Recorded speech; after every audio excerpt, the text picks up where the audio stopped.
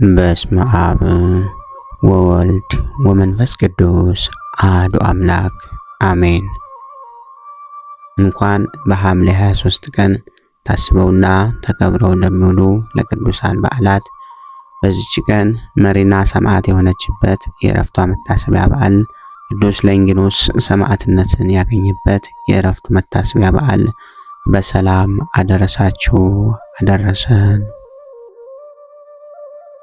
ቅድስት መሪና ሐምሌ 23 ቀን በዚች ዕለት ቅድስት መሪና ሰማዕት ሆነች።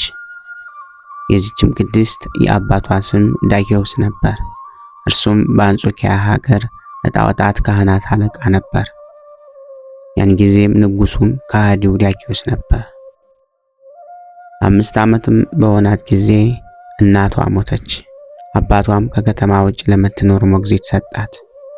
እሷም ክርስቲያናዊት ነበረች። ክርስቶስ የሆነ ሃይማኖት ትምህርት ሁሉ አስተማረቻት። 15 ዓመትም በሆናት ጊዜ አባቷ ሞተ። ከዚህ በኋላ ሰዎች የሰማዕታትን ተጋድሏቸውና መከራቸውን ሲናገሩ ሰምታ የጌታ ክርስቶስ ፍቅር በልቧ አደረ። በሰማዕትነትን መሞትንም ፈልጋ ሄደች። በዚያን ጊዜም ከሃዲ መኮንን ወደዛች ሀገር ደረሰ። እርሷንም አይቶ ወደ እርሷ አስመጣትና ከወዴት ነሽ አላት። ክብር ይግባውና ከጌታዬ ከኢየሱስ ክርስቶስ ሰዎች ወገን ነኝ፣ ስሜም መሪና ነው አለችው። ደምግባቷንና ላያዋንም አይቶ መታገስ ተሳነው። እሺ ትለው ዘንድ በብዙ ነገር አባበላት። እርሷ ግን ረገመችው፣ የረከሱ አማልክቶቹንም ረገመች። ያን ጊዜም በብረት ዘንጎች ይደበድቧት ዘንድ ደሟ እንደ ውሃ እስኪፈስ ሕዋሳቷንም ይቆራረጡ ዘንድ አዘዘ። ያን ጊዜም ወደ ጌታ እግዚአብሔር ጸለየች። የመላእክት አለቃ ቅዱስ ሚካኤልም መጥቶ አዳናት። ሁለተኛም ወደ ወህኒ ቤት አስገቧት። ጌታችንም ወደ ሰማይ አውጥቶ የቅዱሳን ሰማዕታትና የጻድቃንን ማደሪያዎች አሳይቶ ወደ ቦታው መለሳት። በማግስቱም ስጋዋን በመጋዝ እንዲሰነጥቁ ጎኖቿንም እንዲሰነጣጥቁና እስር ቤት እንዲጥሏት አዘዘ። ያን ጊዜም የመላእክት አለቃ ቅዱስ ሚካኤል መጥቶ አዳናት። በወህኒ ቤት ውስጥም ቆማ ስትጸልይ እጅግ የሚያስፈራ ታላቅ ዘንዶ ወደ እርሷ መጣ። ባየችውም ጊዜ ደነገጠች፣ ሰውነቷም ሁሉ ተንቀጠቀጠ፣ መናገርም ተሳናት። ያን ጊዜም እጆቿን በመስቀል ምልክት አምሳል እንደተዘረጉ በልቧም ስትጸልይ ወደ እርሷ ቀርቦ አጣት። ያን ጊዜም ሆዱ ተሰንጥቆ ያለ ጉዳት ወጣች፣ እግዚአብሔርንም አመሰገነችው። ሁለተኛም በጥቁር ሰው አምሳል ሰይጣንን አየችው። እጆቹም በጉልበቶቹ ላይ ተጨብጠው ነበር። ፊቷንም በመስቀል ምልክት አማትባ በራሱ ጠጉር ይዛ ደበደበችው፣ በእግሮቿም ረገጠችው። ያን ጊዜም ክብር ይግባውና የጌታ ክርስቶስ ዕፀ መስቀል ተገለጠላት። በላዩም ነጭ ርግብ ተቀምጣ እንዲህ ብላ አነጋገረቻት።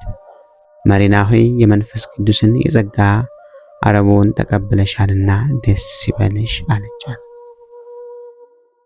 በማግስቱም መኮንኑ ልብሷን አራቁተው ዘቅዝቀው ሰቀሏት።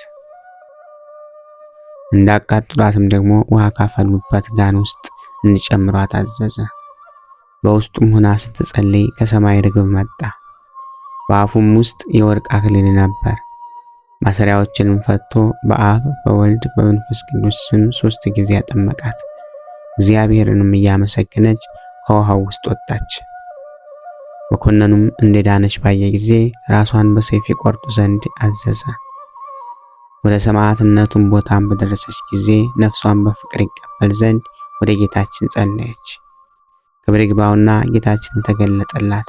ስሟን ለሚጠራ መታሰቢያዋን ለሚያደርግ ገድሏን ለሚጽፍ ወይም ለሚያነበውና ለሚሰማው ኃጢአቱን እንዳስተሰርይለት እርሷም ርዕሱን እንዲሰጣት ቃል ኪዳን ሰጣት። ከዚህ በኋላ ራሷን በሰይፍ ቆረጡ። ከእርሷም ብዙ ተአምር ተገለጠ። ዕውራን አይተዋልና፣ አንጋሶች በትክክል ሄደዋልና፣ ድንቁሮችም ሰምተዋልና፣ ዳዴዎችም ተናግረዋልና ቁጥር የሌላቸው ብዙዎች ሰዎች ክብር ይግባውና በጌታችን በኢየሱስ ክርስቶስ አመኑ።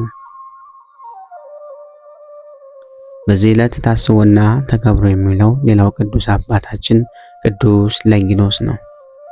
በዚችም ቀን ከቆጶዶቅያ አገር ለንጊኖስ ሰማዕት ሆነ። ይህም ቅዱስ ከጲላጦስ ጭፍሮች ውስጥ ነበር።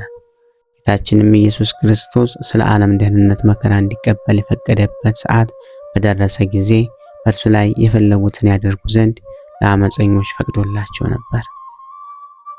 ይህም ለንጊኖስ ጌታን ይሰቅሉት ዘንድ ጲላጦስ ካዘዛቸው ወታደሮች ውስጥ ነበር። በመስቀል ላይ ከሞተ በኋላ ጌታችንን የቀኝ ጎኑን ወጋው፣ ከጎኑም ደምና ውሃ ፈሰሰ። ይህንንም አይቶ እጅግ አደነቀ። ከዚህም በኋላ ፀሐይ ጨለመ፣ ጨረቃ ደም ሆነ፣ አለቱም ተሰነጠቀ፣ ሙታንም እንደተነሱ አይቶ ነበረ። ይህንንም አይቶ እጅግ አደነቀ። ጌታችንን በተነሳ ጊዜ ስለ ትንሣኤው የሆነውን ሰምቶ ይህን ምስጢር ይገልጽለት ዘንድ ወደ እግዚአብሔር ጸለየ። ሐዋርያው ጴጥሮስንም ላከለት። እሱም ነቢያት ስለ ጌታችን ስለ መከራው፣ ስለ መስቀሉ፣ ስለ መሞቱ፣ ስለ መነሳቱ፣ ስለ ዕርገቱም ትንቢት እንደተናገሩ ነገረው። እርሱም ከቅድስት ድንግል በሥጋ ተወልዶ ዓለምን ለማዳን የመጣ የሕያው እግዚአብሔር ልጅ ክርስቶስ እንደሆነ አስረዳው። ያን ጊዜም በቅዱስ ጴጥሮስ ቃል አመነ። የምድራዊ ንጉሥ አገልግሎቱንም ትቶ ወደ ቆጶዶቅያ ሄደ። በውስጧም ክብር ይግባውና በጌታችን በኢየሱስ ክርስቶስ ስም እንደ ሐዋርያት ሰበከ። አይሁድም በጠላትነት ተነሱበት፣ በመሳፍንትም ዘንድ ከሰሱት፣ በላዩም የሐሰት ምስክር አስነሱበት። ስለዚህም ራሱን በሰይፍ አስቆረጡት። ሰማዕትነትንም አክሊል በመንግሥተ ሰማያት ተቀበለ። ለልዑል እግዚአብሔር ምስጋና ይሁን። እኛንም በቅዱሳኑ ጸሎት ይማረን፣ በረከታቸውም ከኛ ጋር ትኖር ለዘለዓለሙ አሜን። ክብር ምስጋና ይሁን አንድ አምላክ ለሚሆን ለአብ ለወልድ ለመንፈስ ቅዱስ ስም እስከ ዘላለሙ አሜን። ወስብሐት ለእግዚአብሔር ወለወላዲቱ ድንግል ወለመስቀሉ ክቡር። ይቆየን።